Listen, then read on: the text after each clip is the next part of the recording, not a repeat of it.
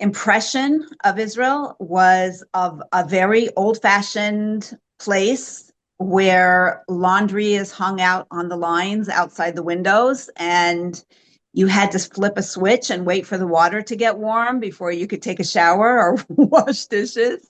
All still valid. And that milk comes in bags instead of cartons. So this was my impression of Israel, and I had no reason to believe that any other part of Israel was different than Bnei Brak. I think it's probably the same. There's either no interest in the state of Israel or a negative interest in the state of Israel. There's a lot of negativity that you guys were taught about it. I remember that one of you just wanted to be a little rebellious, so you went and hung up an Israeli flag in the window of your room on the third floor so that all the neighbors could be outraged. So we knew Israel was a point of contention, that's for sure. Yeah, it was just a negative point of contention.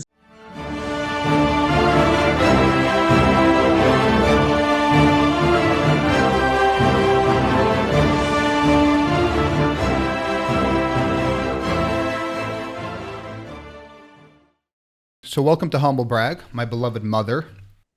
Thank you. Who is residing in Rehovot, Israel. I wanted to have a discussion with you about making an Aliyah. So I made an Aliyah about 4 years ago, and I believe you did as well. Was it the same year? 3-4 years? You made Aliyah in November, and I made Aliyah the following February, so a few months after you. Wow. So it's you're coming up on 4 years now. Almost 4 years, yep. Amazing. So we're going to go through some questions. We're going to take a step back. So for people who are interested in the topic, potentially interested in making Aliyah, a lot of the insight that people have who've already done it is very valuable to those who are planning to do it. So my first question is, I'm going to provide some context, and I want you to try to put yourself back into the mindset of before you understood Israel and before you understood Zionism. Because, as an Israeli now, you understand Zionism, you understand Israeli culture. So it's very hard to go back to try to remember how you thought 10 years ago.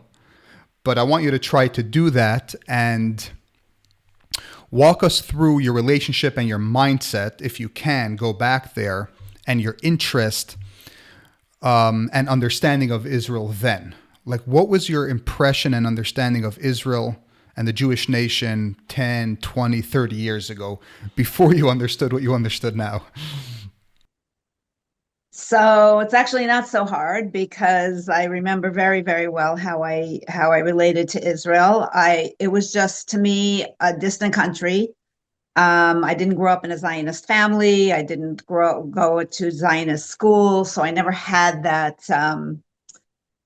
focus. And yes, I knew it was our country as Jews. It was our country, but it didn't call to me really in any way.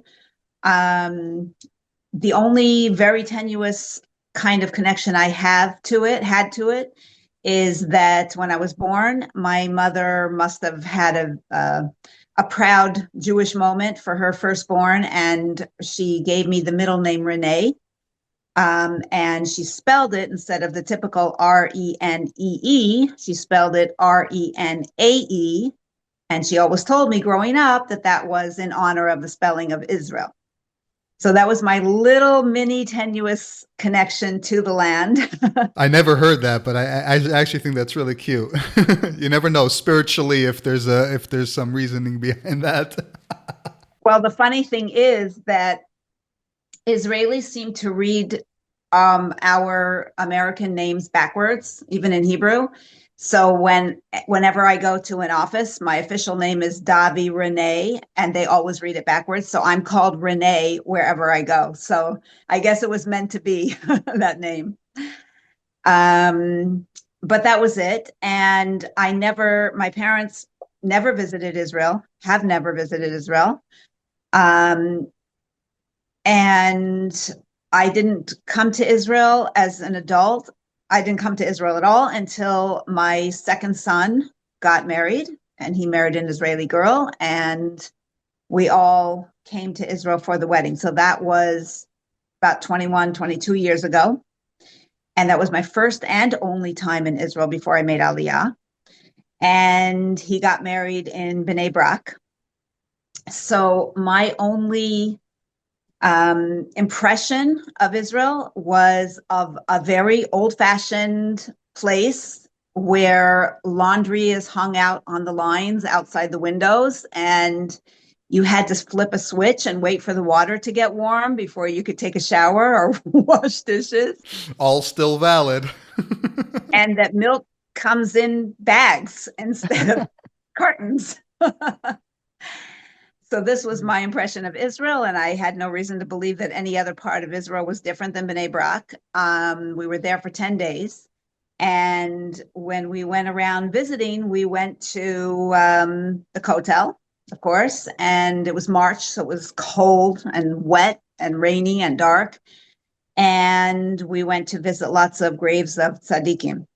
So I never saw another side of Israel. I only saw the Haredi side, the old-fashioned side, and I didn't relate to it. It didn't mean anything to me. I'm like, I don't know how anybody lives here. I guess they make their peace with it, but this is not something that I could ever imagine myself doing. And that was my impression of Israel. So it was not at all on my radar to ever make Aliyah or to even visit anytime soon again. I remember the trip that we did. So if you're saying 21 years ago, you said? About, so yeah. I was about 10 or 11 years old. I remember that trip. I was old enough to remember it. I remember running around a little bit, going on buses, somewhat with myself, one of the siblings or something. And I remember Israel, I enjoyed it because there was like this wild aspect to it, right? It felt a little like wild, the way that people were behaving and all that. And that was the impression that I also held for many years. But I did visit Israel many times before I made that move. So you're saying your parents were not Zionist by any means. Zionism, anti-Zionists. They believed that Israel was, the ancient home of the Jews, and the state of Israel was part of our brethren's DNA. But we've been in America for 4 generations, so it just didn't track for us to be Israel bound in any way. Right. So a real American family didn't really think too deeply into it. It wasn't a focal point whatsoever. So your parents were not into it. You get married. In the beginning, you guys get married through Chabad. So you guys you're literally the family before I was born was Chabad. There's no emphasis on Israel, really. Israel is not really much of a topic. I only got into Israel when I started relearning Judaism at 17, 18 through Rabbi Nachman's teachings. I learned about the importance of it. So I got my kesher through there. Ideologically, I started to believe that Jews belong in Israel and that we have an obligation to actually try to get there in all of this different Jewish outlook. But I would never, me and I don't think anyone in the family would ever think that you would end up moving, not because of anything you've ever said that's anti-Israel, just because, again, we grew up, it was never even a topic. Other than my brother Yuri, like going to learn in yeshiva there was just nothing really about Israel that had any connection whatsoever to our family. Now, we have a pretty large family. I have 10 siblings. So I was the first who moved. My mother moved, and then there are some siblings who may actually consider moving in the future. So it's really interesting how things evolve, because coming from a family that didn't talk about it, wasn't Zionistic, we went to Hasidic schools, they certainly not talk about it. And then for some members of that family to start moving and for it to become more, so I don't know if it's more of a conversation and a thing in society in general, or if it just happens to revolve around our family slightly so we feel that topic's alive. Has anything changed from 15 years ago in the community, in the ultra-Orthodox community, to now with regards to Israel? Or is it just the same dead? We're just busy with this topic. I think it's probably the same. There's either no interest in the state of Israel or a negative interest in the state of Israel. there's a lot of negativity that you guys were taught about it. I remember that one of you just wanted to be a little rebellious, so you went and hung up an Israeli flag in the window of your room on the third floor so that all the neighbors could be outraged. So we knew Israel was a point of contention, that's for sure. Yeah, it was just a negative point of contention, so it wasn't on the radar. And then when I got divorced and then I got remarried, my new husband, modern Orthodox, tells me, by the way, at some point I'm going to want to make Aliyah to Israel. So I was a little taken aback, but I also felt, well, you always hear about people saying that they're going to move to Israel someday, but it doesn't have to happen. It's not really going to happen. And I put it out of my mind. And a year and a half into being married, suddenly my husband came to me one Shabbos and he sat me down and he said, I have to tell you something. And he said, my father's been coming to me in my dream every night this past week. And I feel like he's telling me it's time to go, because his father was a big Zionist. And unfortunately, he was a Holocaust survivor and he started his life in Israel, but then ended up having to leave, and always wanted to go back. And he ended up being buried in Cholon, which is very near to where we live now. And my husband just said, I need to go, and I really hope that you're coming with me. Wow. That's really deep. I want to get back to that in a minute, though, because I want to close out that first topic that we were discussing with the ultra-Orthodox. What's interesting is that obviously Satmar and all Satmar offshoots are anti-Israel, and we somehow ended up growing up quasi in that framework. But at the same time, we always did know, like, some people from Nikolsburg. There was always some Hasidim who moved to Israel. So despite the fact that they were like anti-Zionism, obviously, we did kind of know people or know of people who had moved to Israel. And it always was a thing that some Hasidim end up moving to Israel. So it's interesting. It's like a love-hate. Like, there's something growing up in the ultra-Orthodox world that there's like this love for Israel because you're learning about it in the Chumash and all this different stuff you're learning, and it's Israel. It's all about Israel, and we're going to build a base on Migdash. There's this huge love. Some people move to Israel, and it should be a goal for some people, but like nationalism, Zionism, like make Aliyah, all that kind of stuff, that doesn't exist whatsoever. If anything, there's some negativity with regards to that. So it's this weird, confusing love-hate and lack of knowledge that you find in the ultra-Orthodox world with regards to moving to Israel. Okay, but we have to understand, you're not 20 years old, right? You're married for like 30 years or something, you get divorced. So as a middle-aged, now you're getting married to somebody and he's telling you this stuff. How do you go from what we just described to start wrapping your head around, right? You didn't grow up with make Aliyah. So like, Not at all. Not at all. And I have, like you said, I have 11 kids and I have a lot of grandkids. So to know that I was just going to leave everybody behind was like, this doesn't make any sense. Nobody does this. Who does that? My roots are here. My family is here. I'm not just like getting up and leaving everybody to go so many miles away. So, but, when he said to me, I hope you're going to come with me. I wasn't raised to be a person who would be married and living on 2 continents. I know people who have done it and are doing it, and I don't understand that. I was newly married. I was going to make the best of my marriage, and I wasn't going to let something like that stand in the way. So I said to him, I need time for this to sink in. I needed, in the end, 6 full months. And what I did during that 6 months to acclimate my brain to the whole idea was we searched on YouTube for every video we could find that would show us what it felt like and looked like to live in Israel. Because I recognized by that time that just because all I could picture was those Bnei Brak apartments that we had seen, or the Jerusalem apartments that we had seen that looked like they were from, 1,000 years ago, some of them, didn't mean that that's what the whole Israel was about. And I needed to get my mind wrapped around actually being there. And we found somebody on YouTube. He's called the Walker, something kind of Walker. And what did was he would put a GoPro on his head and he would walk around neighborhoods all over Israel. And he didn't talk. He didn't say, he wasn't narrating, didn't say anything. He just walks everywhere. And because of that, I was able to just start getting my mind used to the idea of what it looks like in Israel and what it might feel like in Israel. So I think I remember you sent me that video, that channel of that guy.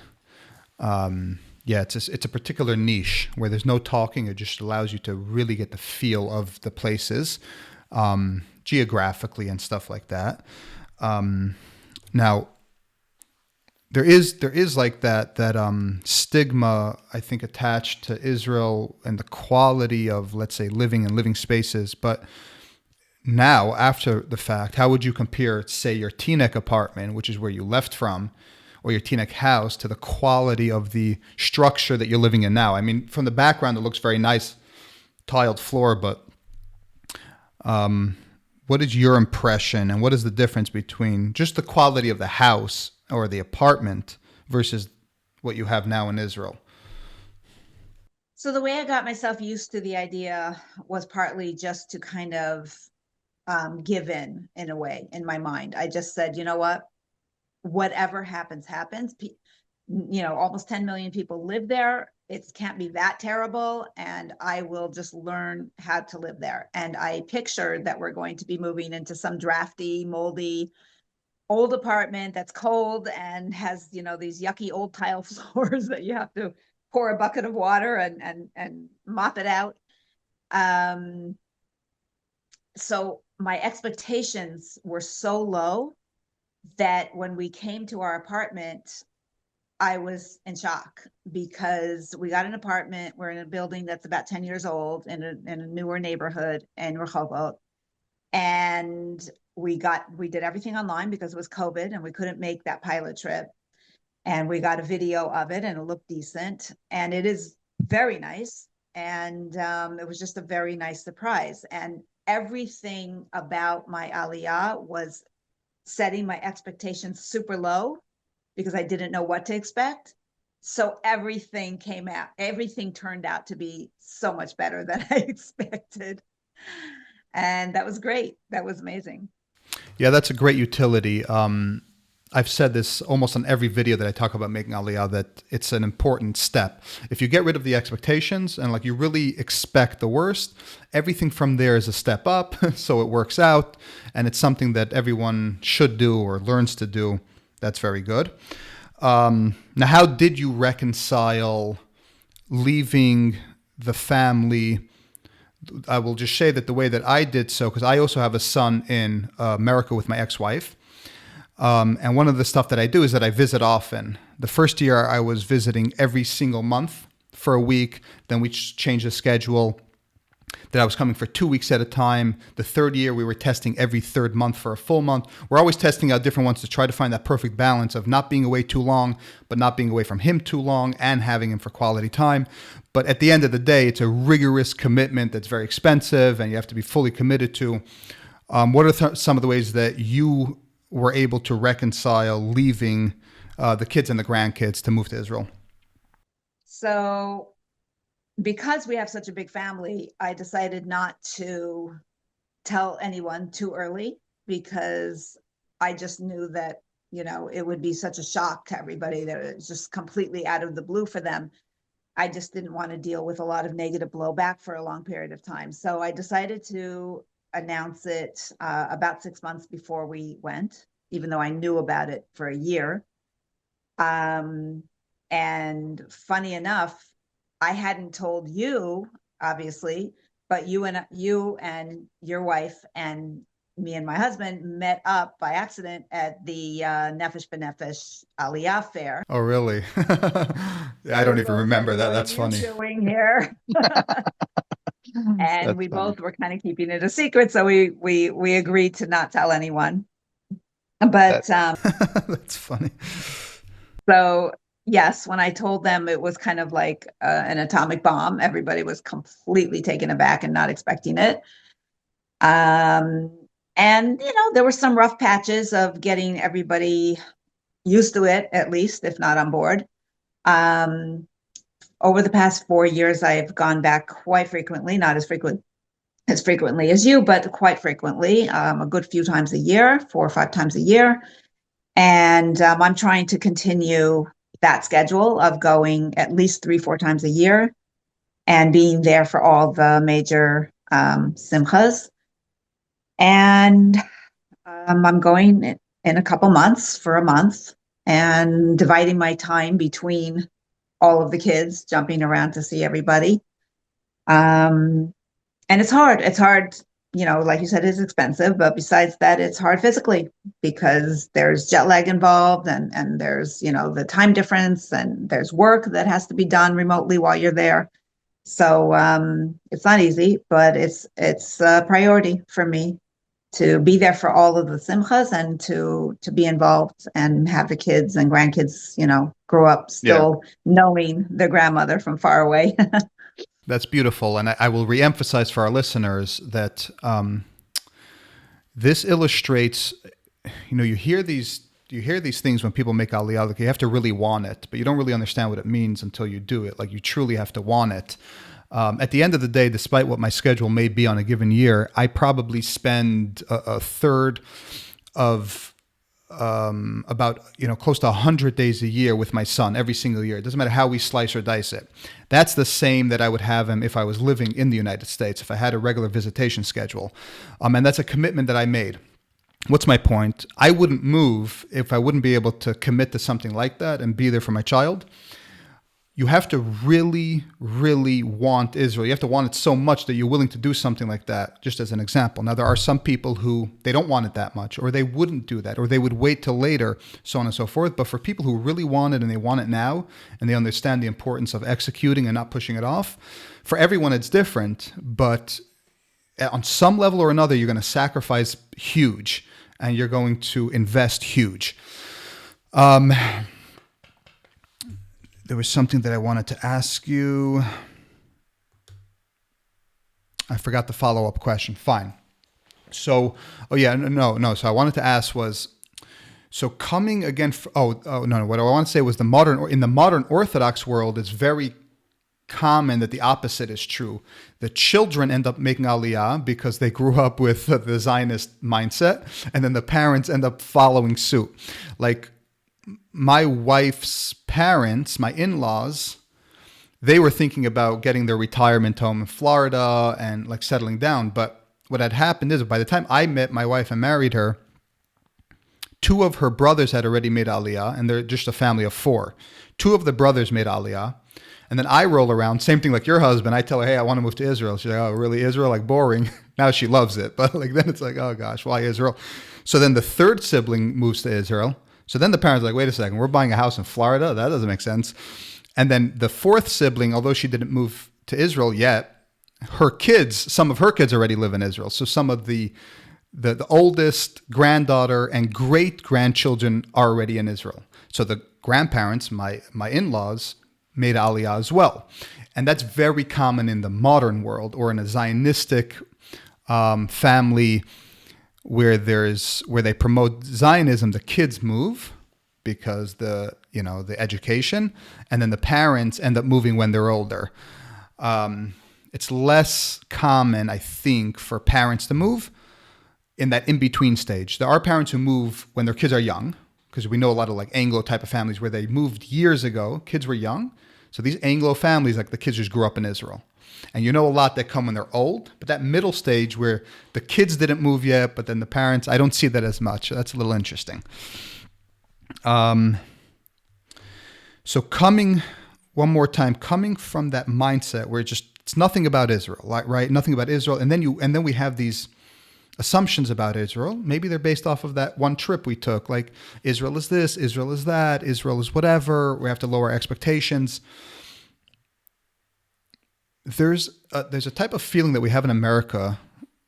You probably have it wherever you live, but certainly in America, we're like, this is it. Like, this is Judaism. Like, you're really feeling it, right? And Israel is like this oddball place, like where a lot of Jews live, but it's like it's not where it's happening. But how did it change the mindset? So, like, how does it compare now that you've actually been here for a few years? What significance does Israel play in Judaism versus what we naturally thought it plays when we lived in Rockland County 10 years ago? Well, your brother Yudi always talked about how important it is to make Aliyah and that's where Jews are supposed to be. And I never really understood it. Like, what's this, emphasis on this? Why can't Jews just be everywhere, there and also here? And now that I'm here, wow, especially going through a war the past year, I really, really understand where he's coming from now. And I feel sad that I didn't, my parents didn't have it to give me, so I didn't get that. And I didn't have it to give my kids, so they didn't get that from me either. And, but I'm sad that I wasn't able to give over those important feelings about Israel because, first of all, just on a plain practical level, it's a fantastic place to raise kids. It is so kid oriented and there are parks everywhere and the socialized medicine, so far so good. It's been great. There's just so many pluses and benefits to living here and to raising young children here that it doesn't compare to what they have in America, especially nowadays where the kids are just, sitting inside all day and playing on their devices, where here the kids are outside. They're literally outside all year round. We live in Rehovot. It's as cold as Jerusalem. It's 70 today and it's January. And the kids are out playing basketball and they're at the park and they're just moving themselves. And it's so healthy. I'm not saying it's perfect here. It's not perfect anywhere, but there are certain benefits that I wish I would have understood as a younger person because it's really an awesome place in many, many ways. Also, one thing I've learned, and I'm not sure if this is directly answering your question, but one thing I've learned from living here over 4 years is that the infamous Israeli bureaucracy and lack of customer service, it may depend on where you live. We live in a central city that's near Tel Aviv. I don't find big problems with those things. It's very pleasant here. We're around a lot of Israelis. We're around a lot of Anglos also, but we're around a lot of Israelis and people are very nice. And it's very special being in your own land with your own people. It really is. There's nothing like it. The children aspect, child rearing, families, upbringing, it's unparalleled. I don't know if there's anyone who could even argue that it could make an argument to the contrary. Even people like my ex-wife who grew up in Israel, who live in America, will agree that child upbringing in Israel for Jews, unmatched. The country is family oriented. It's so hard to understand as an American who, especially if you're on the East Coast, who grows up in a dynamic that is money, materialism oriented. Israel is family oriented. Life here is not about materialism, even though you can succeed here, and we'll talk about that soon. It's not about that, right? It's not about the Joneses. I drive a Tesla, I drive an Escalade. It's not about that. Everyone equally drives a piece of crap. So everyone's happy, it's fine. When you get, and by the way, the whole aspect of materialism and the immaturity that comes along with it, the fact that we're obsessed with materialism in America, and that's what life becomes about, and that's what we judge each other off of, is very odd. That does not exist in Israel. Certainly not where I live. Maybe in fancy areas, in cities, it's slightly different. Certain areas, certain communities. But the general, right. So Israel is a family-oriented place. America, certainly East Coast, is all about money, business, and materialism. Children don't get the attention. They don't get the hands-on. They don't get the security and safety. Here, a child could get onto a bus in Eilat and go all the way to Tzfat without a problem. A 7-year-old. Nobody has to watch them. It's a safe. It's a safe place where people feel secure and safe and all this different stuff. In America, you can't even send your child 3 houses down to a neighbor without you watching them or walking them. So, world apart. From my perspective on that same question, how it's different, the thought process of how I kind of saw Israel growing up naturally, instinctively, without knowing anything about Israel, and how I see it now in realistically as a mature person who lives here. I say this always, but in America, we are practicing Judaism. In Israel, you live Judaism. So while Americans might think that like Judaism, like the hub of Judaism is over there, and the mentality, the Jewish mentality that you see in America is over there, it's actually not correct. Because wherever Jews live, wherever anyone lives, but wherever Jews live, you're influenced by the society that you live in. So the American Judaism is influenced by American society. So it's not completely Jewish. This is hard to understand. You'd have to live here for years and fully appreciate what's going on here and why people who understand really consider this Judaism. But the Judaism that we know in America, doesn't matter if you're Hasidish, Litvish, Orthodox, modern, or conservative, it's American Judaism. Half of its taste and flavor and influence is influenced by the secular world, the world that they live in. Israel is a Jewish country. So forget about the practice, the culture and the country itself brings the other half of the entire flavor. This is real Judaism. And this concept is something that you can't really give over unless you like come here and really start understanding for a number of years. I just did an interview with Dara Saker, and I talk about it there as well. There's something about being here for long periods, because every year that I'm here, I find myself loving and appreciating it on a deeper level. And I ask myself why. Like I loved it 10 years ago. Why do I love the idea of it 10 years ago? It took me 10 years to finally make the move. So I made the move and I loved it when I moved. And now I love it even more. Why? There's something about the culture that you start to understand. There's something about the Jewish aspect that you start to understand that you cannot understand until you're here for a long time.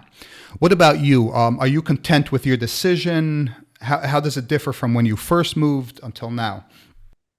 From the beginning, once I made the decision to go ahead and do this with a full heart, I was on board with my husband's feeling that we are basically burning the boats. We are going and we're going to make it work. And we're not having in mind that, well, if it doesn't work, we can always come back. So that just hasn't really been in my mind. I will admit that after October 7th, I had a few wobbly moments and over this past year, but for the most part, if nothing else, I feel even more proud to be a Jew. When I go to the States, people tell me, oh, don't wear your Star of David necklace, or don't do this or that makes you Jewish. And I'm like, no, I am going to wear it. They're not going to force me to hide who I am. And I feel more proud today to be Jewish than I ever have. And, like I said, it's just been. Are you content with your decision to make Aliyah? Yes. Do you find that your love grows over time or diminishes? Because you're already here for 4 years. It doesn't diminish. I mean, the wonder of it all, has settled into a lot more understanding and knowing what to expect than it did the first year. Everything was like the honeymoon period, everything was new. But we still enjoy the difference in the culture. Like the other day, we were at the bakery and we found one of our friends. So we were talking to him while he was in line, but he got distracted and didn't realize that somebody just went around him and got in front of him because he wasn't paying attention. So we said, "Oh, you just got Israeli'd." We coined a new term. Yeah. Because Israelis are very loosey-goosey when it comes to whose turn it is. Yeah. But we just laugh about it. Like, it doesn't make us angry like it does for some people. Some people just like this. These are things that they cannot stand about Israel or the Middle East and the whole culture here. But these are things that we just laugh, Okay, so They don't know how to stand in line. I'm just going to go right back in front of them. For me, my love grows over time. Yeah, because I get more and more used to it. I feel more and more comfortable. My Hebrew is slowly but surely improving. And I feel more a part of things. But the part that I love more and more over time is what I just explained, that I'm starting to understand the intrinsic value, the theological intrinsic value of the state of Israel, of Zionism, the role that all of it plays. And all of those aspects of it. How do you But reconcile? you know what something that October 7th taught me is that now I understood what Yudi always said was one big reason to support the land of Israel and to be in the land of Israel is because we have our own army. We have a way, a physical, real, hands-on way to protect ourselves, which we've never had before. Yeah. So we feel so proud of the soldiers. We feel so proud of them. And, we can't thank them enough for what they do for us. That aspect alone, the hishtadlut aspect, is a very powerful aspect. We've always been the sheep led to slaughter, not anymore. And it's one of the arguments for why people say that the safest place for the Jew is in Israel because, A, we have a defined enemy, but by default, because you're a Jew, because of your identity, it's the government's responsibility to protect you. If you're a citizen of the state, if you're Jewish, no other place is like that. Now, granted, more Jews potentially die here because of terrorism. That still doesn't take away from the fact that when secular countries turn on Jews, more Jews die there, and they don't have the ability to fight it. Here, there may be a terrorist attack, but we have an army that can fight back and try to keep you safe. If shit hits the fan in some bumble country, Europe, or even in America, and groups of people are out to get us Jews, there's no way to fight it by default. The government has a responsibility for the whole country, but if you're singled out, they're not protecting you because you're Jewish. They're protecting you because you're a civilian or they need to protect you. But if all of that crumbles, you lose that. In Israel, it's core to its fabric. And we've really seen the true colors of these different nations in the past year coming out. Wow, it's been a shocker. Just the other day, I think Ireland or something, the Irish guy said that they're joining the ICJ thing for genocide or whatever. Yeah, it's retarded. We see more and more realistically now with these types of situations that there's no place in this world other than Israel. There's no place for the Jew other than in Israel. And it comes about in all kinds of different ways, but we see it clearly. And the more people come, the more people make Aliyah, the stronger the country gets. So how do you reconcile the fact that from an American perspective, Israel seems less safe for Jews? How can somebody consider moving if they're afraid of terrorism, let's say? So there are people just very timid because they're not Israeli. They're timid by nature, never seen war, never heard an explosion, never heard gunfire. And they might have some interest in Israel, interest in the types of things we're discussing here, but it's too scary. Like just the thought of terrorism alone. Like how do you just reconcile? How does somebody like me, somebody like you, just move here anyway and just not worry about it? It's like they always say, it's when you're here, it's different than when you're hearing about it, and you don't feel that sense of unsafety when you're here. The other thing is that my daughter asked me one day, she said, how do you feel safe when you're there, with the terrorists around? And I said, do you feel safe when you send your son to public school, because he goes to public school, from shootings? And she said, I worry about it every single time he gets on the bus. And I said, but yet you send him. So you're living with it. You're finding a way to live with it. And Israelis find a way to live with what they have to live with. Yeah, that's a nice comparison. And I think it's very accurate because it's a very similar situation. There's this thing in our subconscious that tells us there can be an attack at any given time. We have to live with vigilance. A lot of us are working on getting firearms. A lot of people have firearms. Like you're doing your hishtadlut, but you go about living your life in the same vein that you just explained. You might fear school shootings or other terrorism, God forbid, but you still send your kid to school. And school does not have security. There's no armed security at school. There's nothing. Somebody could walk in and mow the place, heaven forbid. So I guess that is kind of exactly like it is here. First, come here, feel it out, actually see and feel the peace that Jews live with, the openness that Jews live with, the fact that everyone feels like brothers and sisters because we're all Jewish. And then you start weighing those values. Like, what's more important, to live in fear or to live amongst the Jewish nation, the one that we've dreamt about, by the way, for 3,000 years. We pray 3 times a day for it. Half the Jews are actually living it, not just praying for it. It's really true. I mean, are you just mumbling the words and not thinking about what they mean? Or if you stop to think about what they mean, like really stop to think about what they mean, you don't have any choice. You actually have to come. I always say that I wouldn't be able to reconcile that inherent contradiction. Jerusalem, Jerusalem, Jerusalem. What are you talking about, Jerusalem? Get on a plane and go. Elal.com. Yeah, exactly. Exactly. And the only way to like wiggle your way out of that is to basically go into Satmar anti-Zionist propaganda, because if you're not anti-Zionist, then there's no excuse. Even if you can't move now because you have all the rationale and all the reason in the world, at least make plans to in 10 years from now. Do something. According to Rabbi Nachman, that a Jew has to have a desire to go and to move, and you should be doing something to get closer to it. Otherwise, it ain't good from a spiritual perspective, because it contradicts everything that we pray and believe and learn about. I asked, I think Mata Frank, when I was in Oman, or somebody, I asked, one of these mashpiyim, if we think Rabbi Nachman would move if he lived in our times, meaning because of the government, the whole, I think the consensus is that yes, he would. he actually, Mesiras Nefesh, for 2 times, I believe, he visited Israel, and it took him weeks, and he went through hell to get there. It wasn't simple. So he made it, and Likutei Moran Chelik Beis, the second part, was after he moved to Israel. And he said stuff like, all his previous work is like moot compared to his clarity and understanding after having stepped foot into Israel. There's all kinds of like wondrous stuff that he writes about Israel. But yeah, he's a big fan. What do you do? What do you do for a living? How do you make a living here?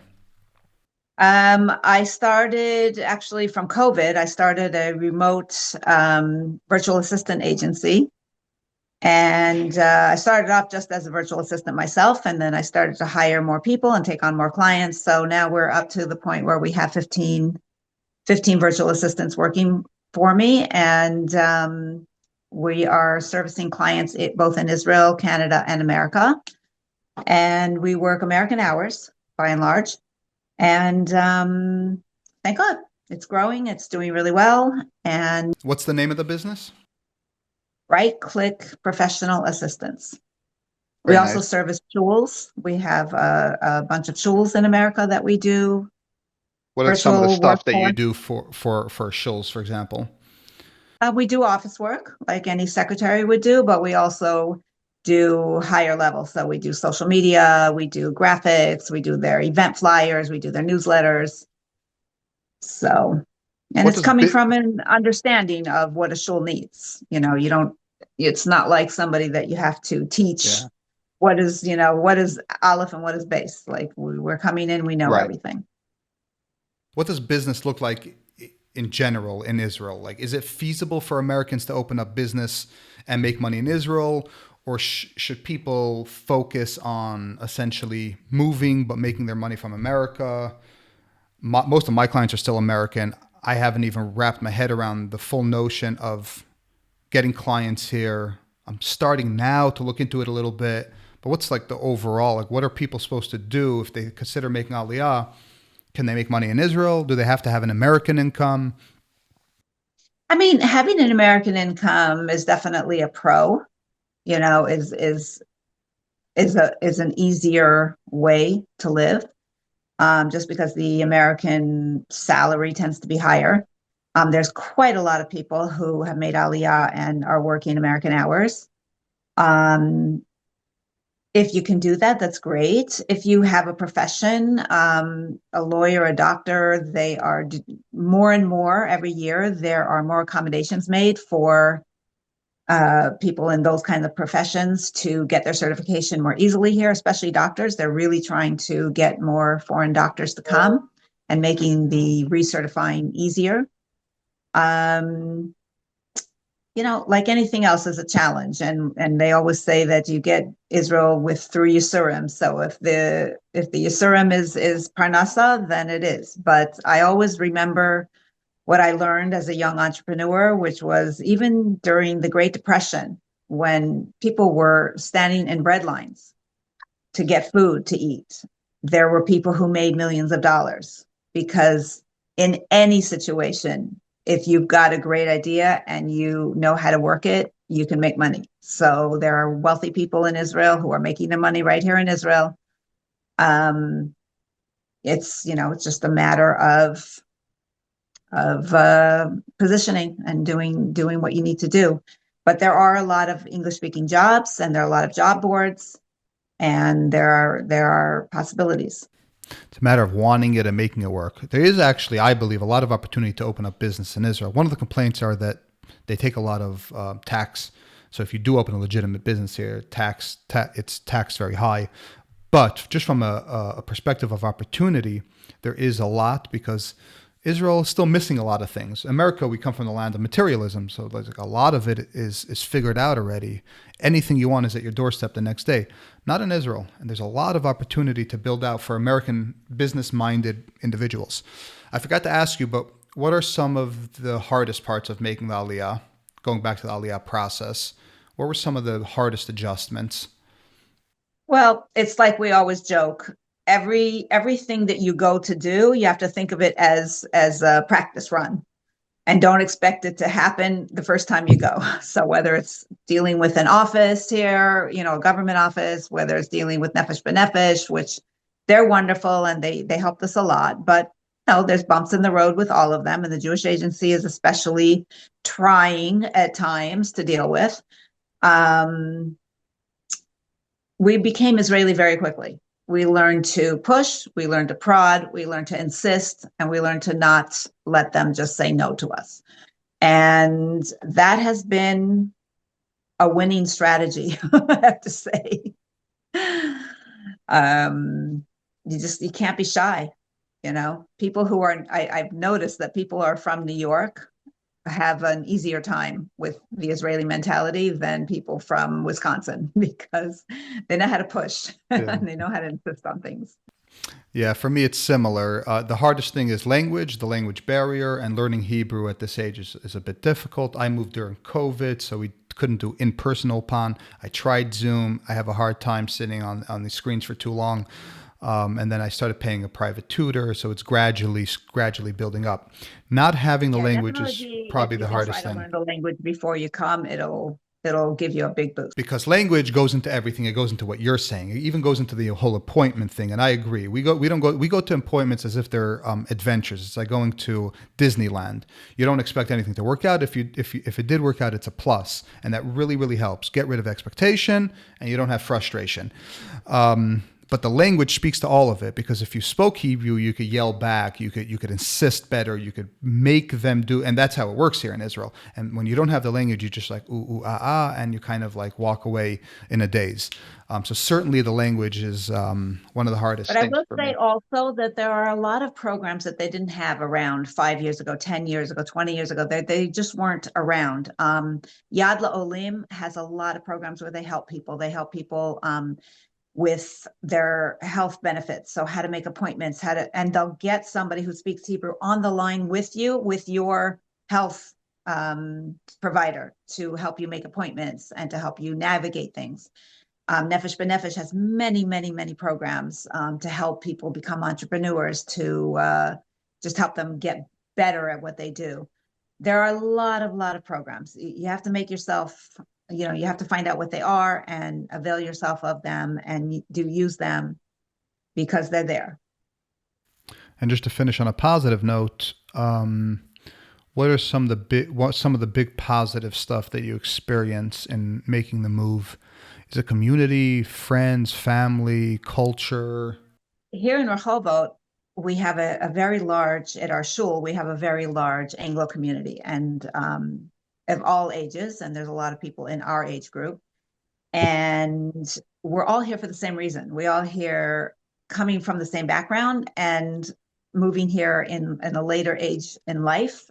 So we have that in common. So we come here and we're like, who are we going to be friends with? So we want to be friends. So we ended up making a big friend group. Does that result in closer connections than you would have in Teaneck Eshel? Oh, like, yeah. We do things together. We go out to dinner. We go out to adventures. We go on tours. We go to concerts. We just do a lot of things together. And we just had a Hanukkah party with 70 people at it a couple of weeks ago. We just had a really, really nice time. So, not every community is the same. This just happens to be an outstanding community, very, very friendly. But once you get your community, once you get your group of people, it's great. It's a really nice life, and it's pleasant, and there's a little bit of chill to it. There's not that American go, go, go feeling. So, if you want to chill out in the middle of the day, you don't have to apologize for it like you would in New York. It's just a really nice lifestyle. My in-laws live in Modine, and I think they experience a similar thing. I think they're more interactive and possibly have closer relationships and are doing more. They're more proactive in their relationships and in their life than they were, for example, in Teaneck, even though in Teaneck, they know every single congregant. So why is it different? I don't know. But it is an interesting phenomenon that modern Orthodox moving from these communities who they've been there their whole life and they have hundreds of friends, they move to Israel, there's more life and excitement and activity or something inspires that. Starting your life over too. So you have a renewed energy for everything. Everything's new, and just kind of starting from scratch. So and we're all at the same point. So, that's beautiful. For a little longer, but that's beautiful. So that concludes all of my questions. Is there anything else you want to share on the topic of making Aliyah or Israel before we close it out? People should just come visit, come with the idea in mind that you might want to settle here eventually. You want to check it out. Come and visit. And my husband's a real estate agent. He'll sell you an apartment. He'll sell you a house anywhere in the country. And have an open mind. Yeah, I agree. I agree. It could all begin with just coming and visiting, but don't visit as a tourist. Just go to Ben Jaffa and the market and Machne Yehuda and the Shuk. Come visit for a few weeks. Go to when we visited, we went to Dimona for 7 weeks for our pilot trip, and we just checked out every community and we walked around during the day. Just come at it from a different angle, a different perspective, and see if there is a place for every Jew in Israel. Find your place. Come in a relaxed mindset with a lot of time and find your place. All right. Thank you so much for joining. Have a great rest of your day. Thank you. Leave a like and subscribe.